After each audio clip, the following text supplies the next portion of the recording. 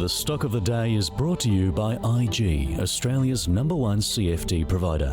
With over 17,000 markets and extended trading hours, turn US earnings season volatility into opportunity. Get started at IG.com. Well, I thought we'd do things a little bit differently today. I asked my guest host beside me, Mathan Somasundaram from Deep Data Analytics. Yeah, a winner and a loser from reporting season, and David Lane from Ords was happy to go along with his pick. So we've got, well, drum roll please. Mathan, what was your winner from reporting season? It's the boring one, Telstra. I think the overall telco sector actually reported relatively well. I think the market is looking for defensive growth. And with Telstra, you've got management executing to the plan. A lot of the competitors are in trouble. You've got decent growth. They're investing into growth. Yield is solid, and that's been the winner. I think the overall sector's done well.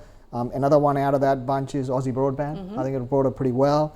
So they'll be my picks: Telstra and Aussie.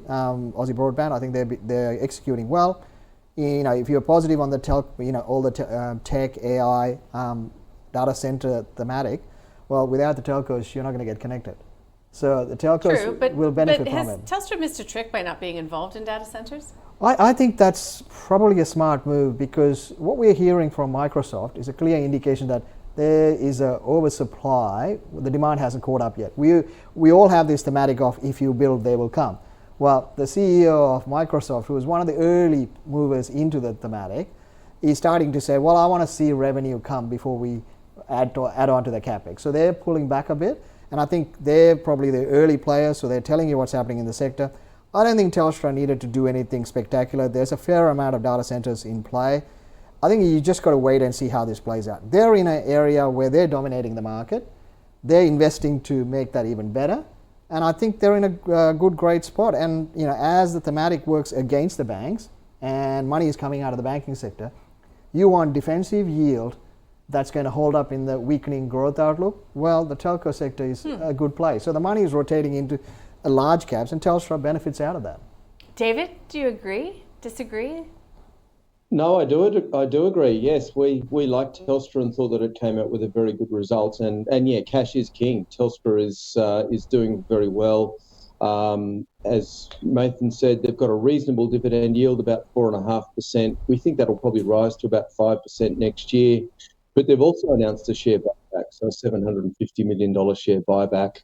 And there's the possibility that they can do further share buybacks in the future. Their capital positions looking reasonable, and they're also in the process of, along with News Corp, selling off their stake in Foxtel, so there'll be some more cash that comes in there. So, yeah, I think that Telstra looks very good. Also agree with Mathan about Aussie Broadband. We've got a buy recommendation on them and thought that they reported pretty well also. All right, so that's two buys for Telstra and ABB, incidentally. Now, Mathan, I did ask for a loser as well, and you've been alluding to this sort of re-rating happening in the banks. Is that giving us a clue? Yeah, look, I think you always get, when banks sector gets into weakness, the regional banks get hit the most. And Bendigo's been leading that. It was smacked on the result, and I think the market was overpaying for banking sector, and Bendigo is flagging what's happening in the sector, and it's a gradual move. I think the rest of the stocks will come through. I think the market is starting to sell into the other banks. CBA is usually the last one that holds up, but it's way too expensive for the yield that you get. I mean, unless you think the CBA is better than US economy, I've got problems with that. So you don't need to be a bank analyst. I think the sentiment is pretty tough. I mean, RBA is not cutting rates because things are great. So I think the banks are going to be tough here, and I would be getting out of banks. But look, no one cares because they bought it a long time ago. For tax implications, they're probably not going to sell, and that's fine.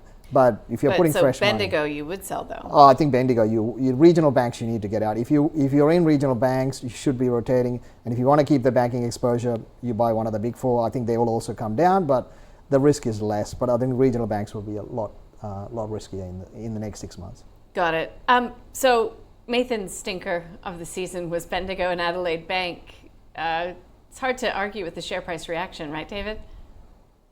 Yes, it is. Yeah, we actually had a lightened recommendation on Bendigo going into reporting season, so probably weren't overly surprised, but were surprised by the magnification of the miss, I suppose. So we've changed our recommendation to a hold, but that's based on the share price decline.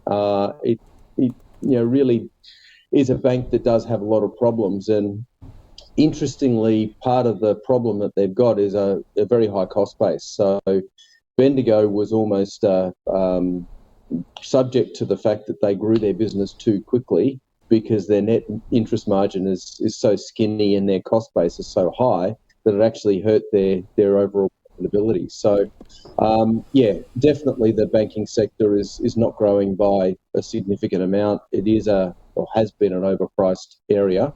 And Bendigo is definitely one of those that suffers. Okay, thank you, guys. So, a winner from reporting season being Telstra. A loser, Bendigo Bank. It's a sell. The stock of the day was brought to you by IG. Turn volatility into opportunity this US earnings season with extended trading hours on over 110 key US shares. Get started at IG.com.